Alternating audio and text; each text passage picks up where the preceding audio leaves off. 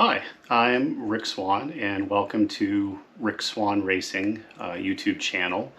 I just wanted to create a video. I've been posting videos now for, I don't know, maybe about 9 months or so, and realized that in my channel that I haven't really had a lot of interaction with people because of the format of the way I post my videos, which is really intended to give the viewer the idea of what it's like to sim race in what ideally is the most immersive setting that I can come up with in my design.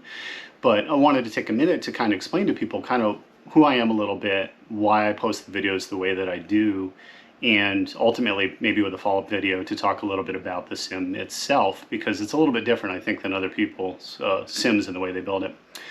But a little bit about me. So, you know, I love racing. I love everything about racing. I've been in and around racing for decades. Have had chances to race myself some.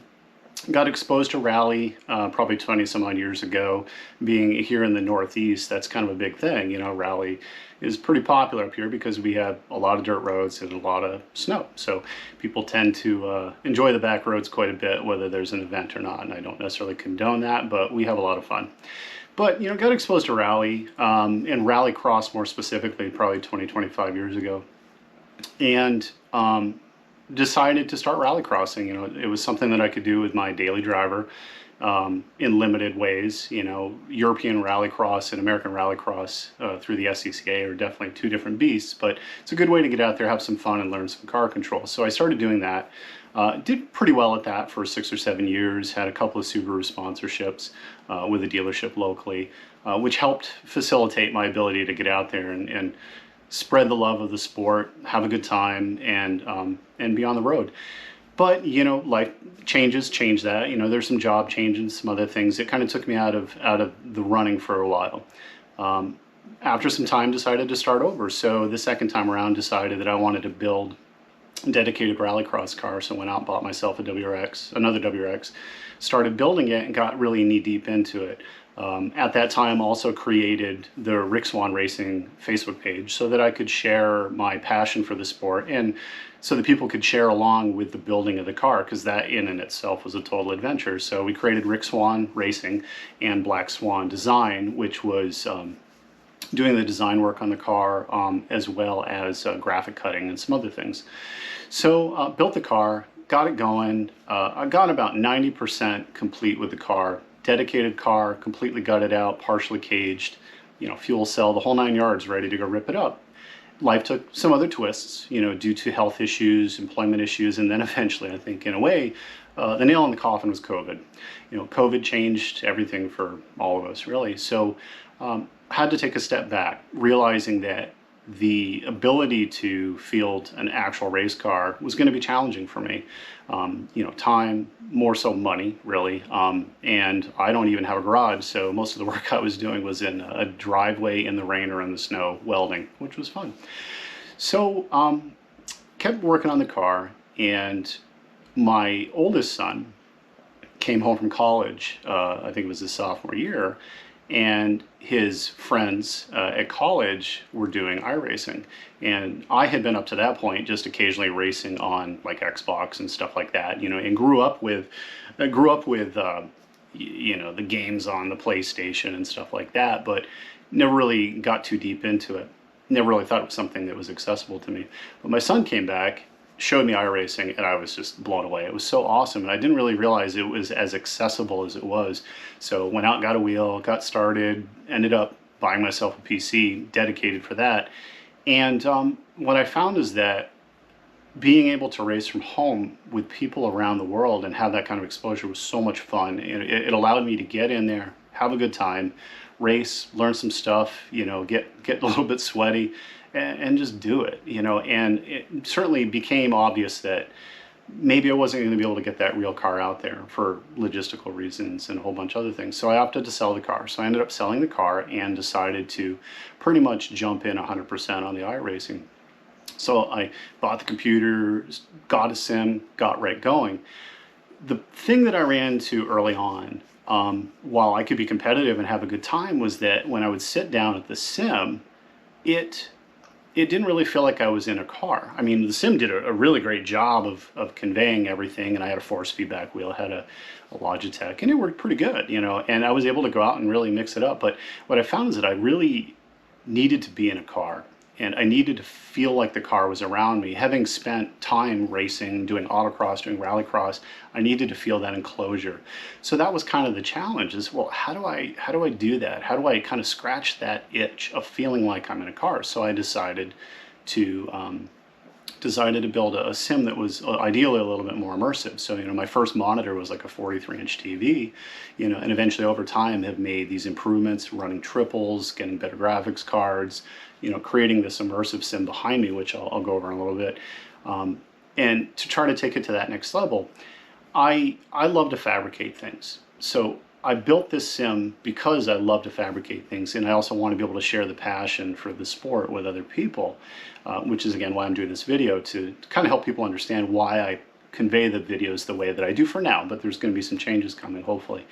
So I like to build stuff, and I said, you know what, I love racing, you know, I love rally, but I love GT, and I tended to migrate more towards the GT stuff. But I wanted something that made me feel like I was inside a real car. So, you know, so obviously I'm passionate about BMWs. I decided to model the sim behind me as kind of a homologation between a GT3 and a GT4 car. Ideally more towards the BMW M4 GT3. So the cage design is almost identical in the portion of the cage that exists, nearly identical to the GT3. The door panels, the dash, the console, I tried to do as much as I could within the budget that I have, which was limited, to make it feel like I was in that car. And I think I've done pretty good, and hopefully the people watching the videos are able to see that it looks like you feel like you're in a car, so that's why I did it that way. I'm going to do a quick sim tour just to show people a little bit of behind the scenes. I've posted a lot of this on Facebook and in some other forums, and like I said, I wanted to help people understand a little bit as to how I got to this point due to my passion of it, and you know, my desire to fabricate stuff and share my passion with everyone else. So I'll do a quick tour. Okay, so I'm going to give you a little brief tour of the space just because it'll kind of identify my passion for racing, and I'll show you the sim. So looking at the room, have my sim set up. As you can see, there's definitely a limited amount of space in here, you know, which, you know, you've got the better part of half a car in here. It kind of takes up some space. You know, obviously all kinds of racing memorabilia from, you know, apparently I have a massive die-cast collection, and some random tires that have magically shown up in my house, borrowed from race events. I think that one actually came from Sebring.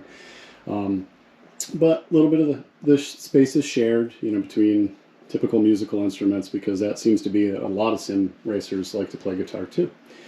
So looking at the sim, you know, I will go into deeper detail at a later date, you know, if people want, you know, as to actually how I fabricated it. As I mentioned, you know, I tried to design the cage as closely as possible to emulate the BMW, the GT3 cage. You know, so I'll give a little bit of a walk around. Door panels designed ideally, you know, for accessibility. It is challenging getting in and out of it, but try to, when you're feeling, you know, you're in the car, you want to feel like you're actually in the car. Created pedal boxes. You know, I've got a Bimarco seat, Fanatec system, which I love. Lovely stickers is the company that made the graphic for the wheel, which definitely need to update, hoping sometime soon possibly to get my name on a list for the Fanatec, the actual Fanatec wheel. So we'll see if that works out. Running multiple pads, you know, one pad obviously is a dash, you know, the second pad as just a backup and extra information. It's good for, you know, if you have a moment where you're off track and you need to get back on, you're not killing somebody, you're killing yourself. Triple monitors, again, you know, I can go into more detail about the fabrication of the system at a later date.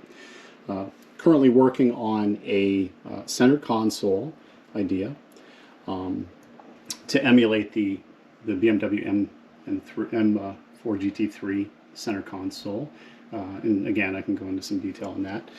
Let's see what else I got. Tried to make as wide of a vehicle as I could within reason. Obviously, I'm not going to have any passengers in this.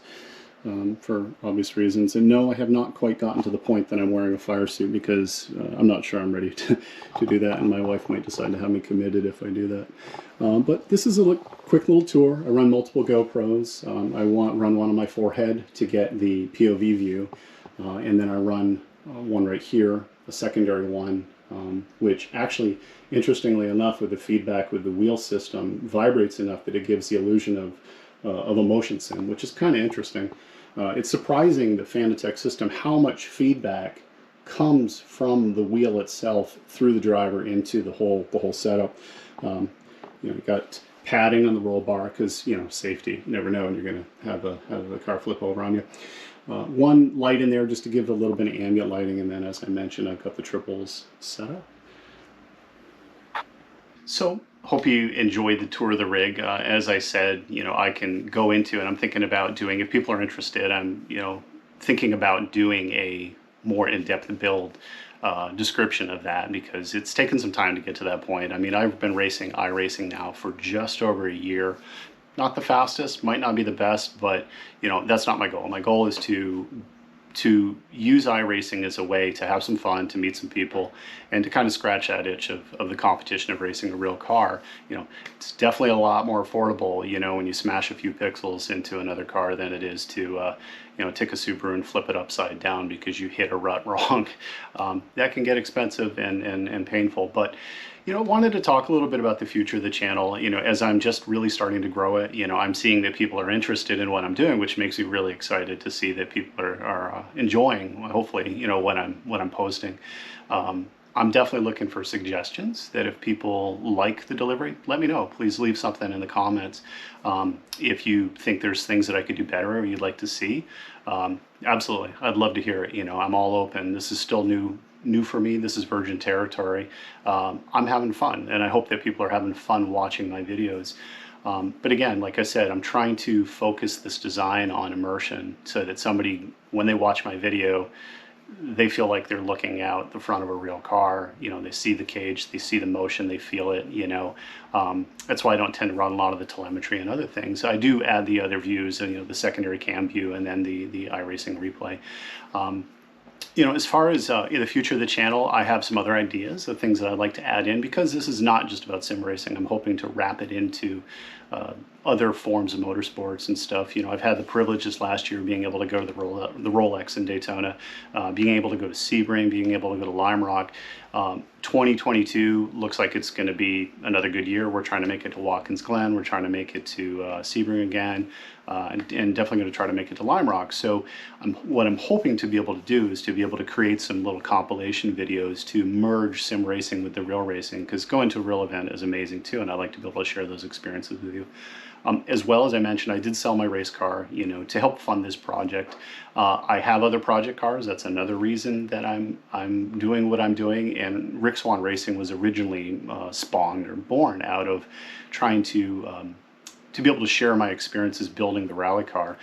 It's just changed a little bit, and I think it's gotten actually more exciting. I have a 1982 Fiat X19 Project Car, which is spectacular, that I intend to do historic rally car for road use out of. As well, my wife has a Toyota Spider that we're working on. That's a really unique challenge, so you might get to see some videos on that. Plus, we both have BMWs that we are going to be doing some minor tweaks to, but you probably won't see much of that.